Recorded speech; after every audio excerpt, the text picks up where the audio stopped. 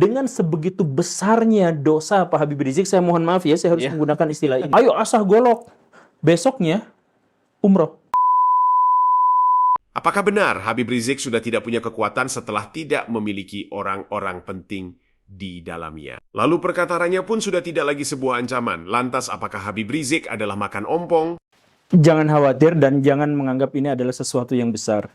Karena Pak Habib Rizik sampai sebatas ini cuma omon-omon saja. Cuma omon-omon saja? Iya, karena sebenarnya beliau itu sudah dilumpuhkan, sudah dihancurkan, kaki dan tangannya sudah diputus, sudah sejak lama. Jadi misalkan waktu Kang Heri Pras tahu kasus perjalanan Pak Habib Rizik itu, setelah FPI dibubarkan atau tak jauh setelah itu, maka Munarman itu dimasukkan ke dalam penjara. Tahu. Itu sebenarnya ada bau-bau konspirasi, tetapi maksudnya kalau saya adalah anggota BIN, saya adalah bagian dari pemerintah untuk mengamankan negara, maka yang harusnya dibungkam itu sebenarnya bukan Pak Habib Riziknya, tapi orang-orang di sekelilingnya, diantaranya adalah Pak Munarman. Nah, setelah Pak Munarmannya dihentikan, Pak Habib Rizik itu nggak bisa ngomong, nggak bisa apa-apa lagi. Cuman bisa teriak-teriak, ayo kumpulkan, ayo asah golok, ayo kita perang, ayo kita apa? Nggak akan ada impact-nya. Udah selesai. Hanya sekedar bualan.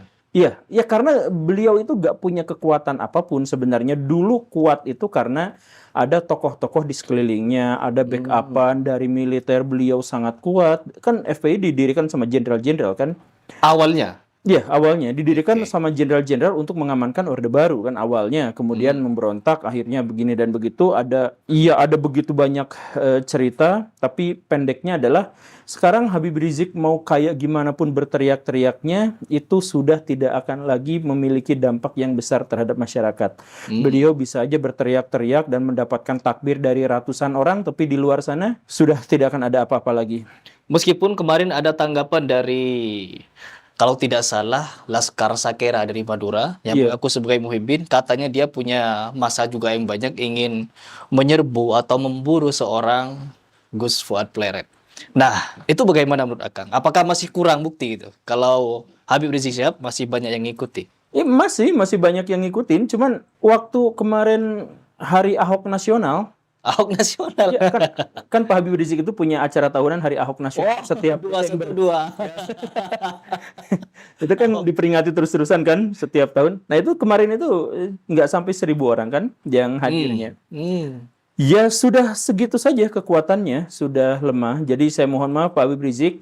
Saya justru malah ingin bersimpati kepada Pak Habib Rizik. Jadi Pak Habib itu adalah orang yang sejak awal memang bikin pecah belah masyarakat.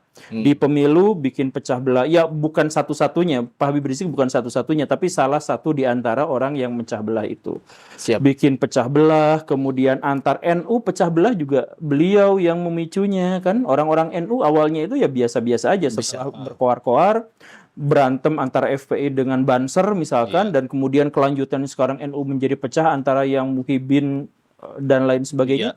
Itu juga sebenarnya adalah dari Pak Habib. Kemudian antara orang yang pro, misalkan ya, saya mohon maaf, antara orang-orang yang liberal dengan orang-orang yang fundamental, antara orang itu semuanya pecah belah tuh gara-gara Pak Habib.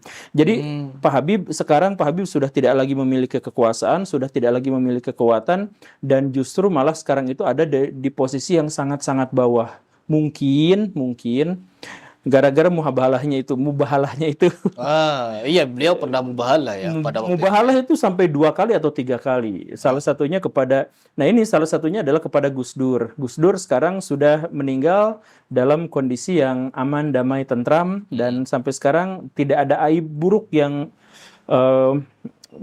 menteror karisma beliau gitu ya. Ya betapapun pemikirannya, tapi nggak ada cerita-cerita yang ini. Nah, jadi kalau misalkan ada mubahalah antara kamu yang dilaknat atau saya yang dilaknat sampai mati atau ketika mati, Gus Durnya sudah meninggal. Sudah meninggal, betul. Dan tidak ada laknat nampaknya. Ya, jadi seharusnya Pak Habib yang harus berhati-hati dan lebih banyak taubat, mendingan menarik diri dari dunia publik dan kemudian fokus pada amalan sendiri saja daripada terus-terusan memprovokasi masyarakat untuk perang, asah golok, sembelih, nih leher saya, kapan saya ditembak dan sebagainya yang seperti itu.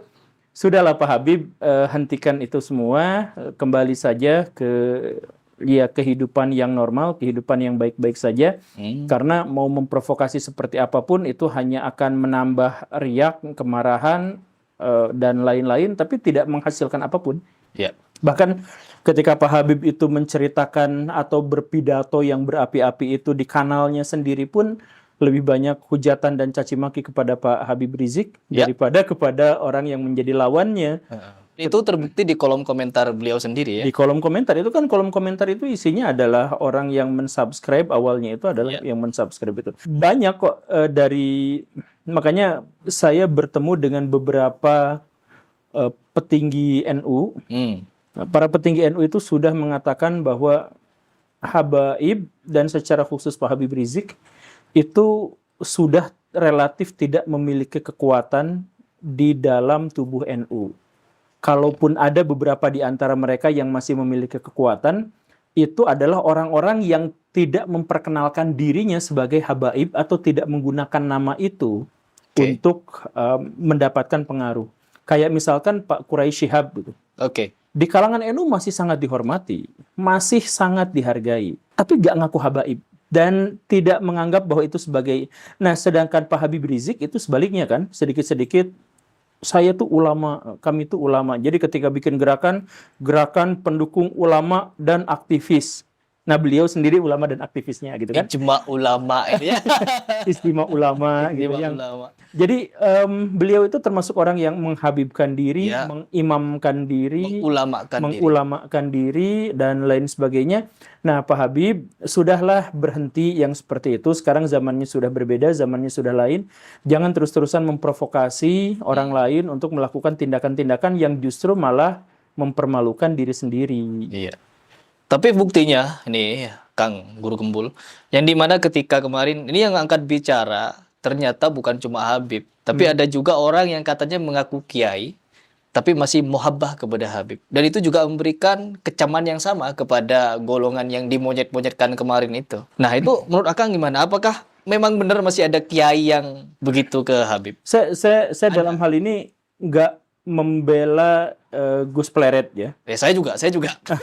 Jadi bahwa beliau misalkan mengatakan orang lain itu monyet gitu, misalkan atau mengatasnamakan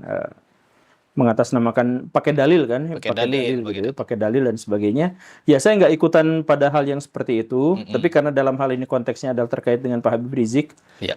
Iya, udah padam lah ininya sudah karismanya. Ibarat harimau tuh taringnya sudah nggak ada. Taringnya sudah nggak ada, kaki tangannya itu sudah patah. Jadi cuman ya buat minum aja dan ya seperti itu sajalah. Nunggu orang yang mau memberinya makan, nunggu orang yang mau memeliharanya. Menunggu untuk memberinya makan dan memelihara ini konteksnya bagaimana, Kang? Pak Habib Rizik itu masih dibutuhkan oleh kelompok kecil, oleh segelintir orang, segelintir politisi masih dibutuhkan. Dibutuhkan dalam rangka apa itu? Ya, misalkan ya untuk iklan, untuk endorse umroh, ya siapa yang ada punya perusahaan travel umroh, nah diiklankan sama Pak Habib Rizik yang seperti itulah, atau sarung, peci, minyak apa itu nyong, ya. Minyak nyong-nyong. Kalau kata Pak Mahfud MD kan minyak nyong-nyong. Iya, minyak nyong. Para Habib dulu kan bukan seperti sekarang, ya. Mewah-mewahan, naik Mercy, naik BMW. Dulu jualan minyak nyong-nyong katanya. Jadi Pak ini saya ingin menggarisbawahi hal yang sangat penting dan urgen, tapi bukan terkait dengan Pak Habib Rizik secara khusus. Jadi ceritanya gini, sekarang di Indonesia ada gerakan menjauhi ulama.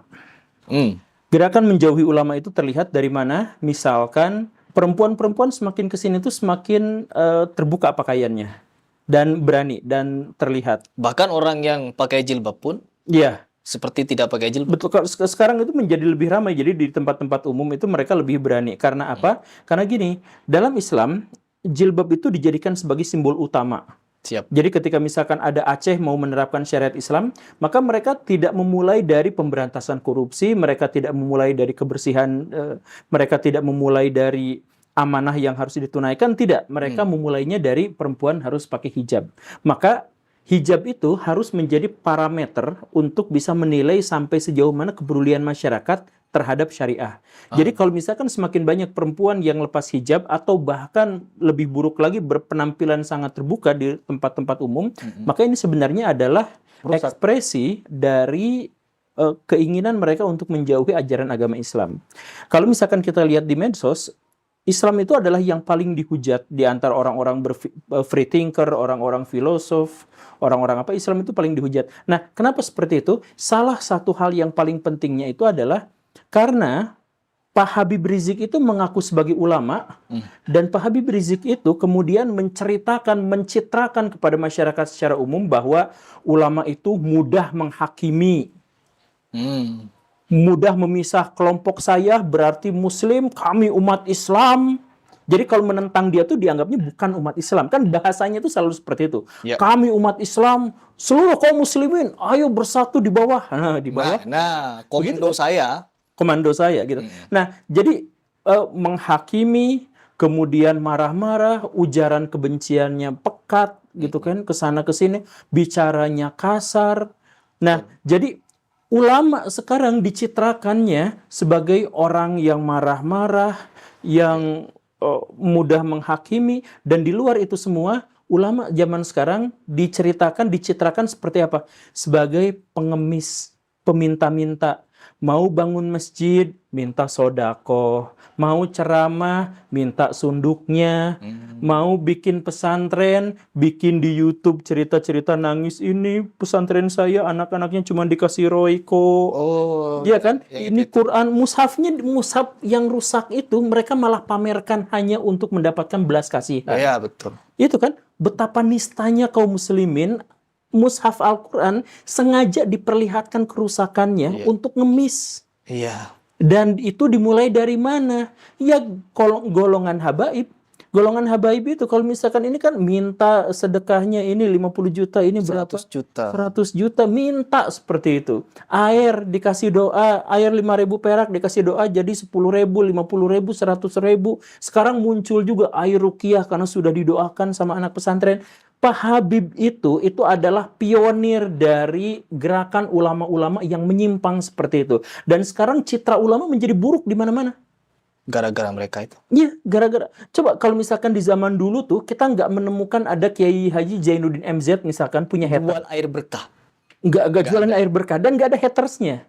Bersatu umat dalam satu kesatuan itu. Yes. Sekarang setiap ulama punya jamaahnya, satu sama lain menghujat satu sama lain menghakimi dan sebagainya. Sekali lagi Pak Habib Rizik itu bukan orang pertama dan bukan satu-satunya, tapi kita sepakat bahwa Habib Rizik itu membawa citra ulama yang seperti itu, yang bikin pesantren aja pakai tanah orang lain. Nanti minta sedekah sama orang lain. Yang kabarnya mau digusur itu. Yang kabarnya mau digusur. Ya memang harusnya digusur karena itu bukan tanah beliau gitu kan. Memang ada buktinya ya? Ya mereka sendiri mengakui bahwa itu adalah tanah yang bukan milik mereka gitu. Mereka belinya dari orang-orang orang yang seperti itu. Nah, jadi please lah citrakan ulama itu adalah ulama yang bukan minta sedekah tapi memberi, bukan marah-marah tapi memberikan pengayoman, bukannya memprovokasi orang untuk perang, untuk gorok, untuk menumpahkan darah dan sebagainya. Itu Pak Habib Rizik kalau mau lihat itu orang-orang Kristen radikal, orang Hindu radikal, orang Buddha radikal, orang ateis radikal, semuanya bersatu padu ngehujat Islam. Dan bagaimana cara menghujat Islam? Kutipan-kutipan Habib Rizik itu ditampilkan untuk menghancurkan citra dari orang-orang Islam. Nah, dengan sebegitu besarnya dosa Pak Habib Rizik, saya mohon maaf ya, saya harus menggunakan istilah ini. Dengan begitu besarnya, udah memecah belah di antara kaum muslimin, sampai NU pun pecah belah, antara pemerintah pecah belah dan sebagainya, bikin istima atas nama ulama padahal untuk kepentingan politik, kemudian membuat Islam itu dipermalukan, kemudian dia minta sedekah dan lain sebagainya, menghakimi orang dan sebagainya. Stoplah, udah cukup lah, kok malah kalau misalkan sudah diredakan sama Allah Subhanahu wa taala, kekuatannya sudah dilemahkan, ya sudahlah tuh, mendingan anggap itu sebagai teguran. Ya anggap itu sebagai teguran, ya udah selesai gitu. Ini tapi masih koar-koar lagi, masih ngajak orang lain untuk ini. Coba Pak Habib Rizik dalam pidatonya yang kemarin terkenal itu, yang viral itu. Beliau sendiri ngaku misalkan Ketika bangsa dan negara ini chaos, beliau diam. Ketika kaum muslimin itu sekarang dimiskinkan, beliau diam. Tapi ketika golongan Ba'alawinya yang diserang, beliau langsung nantang perang. Ini kan udah kategori asobiyah. Iya. Asobiyah itu adalah salah satu dosa paling besar, di mana dia marah karena golongan, dia benci dan mencintai karena golongan. Seharusnya kan karena kebenaran, karena agama. Jadi saya akan marah, saya akan mengkritik, saya akan habis-habisan melawan ketika agama saya dilawan. Tapi kalau misalkan agama saya dibaikin, ya sudah biasa aja. Nah ini Pak Habib Rizik kebalik. Ketika Islam dipermalukan dan bla bla bla bla bla, diam. Pas bagian ada golongan dari Ba'alawi yang diserang, dimonyet-monyetin, marahnya luar biasa.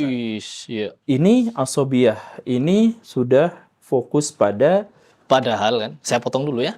Padahal golongan dia sendiri bukan cuma memonyet-monyetkan. Sampai kiai dikatakan kotoran. Iya betul. Telapak kaki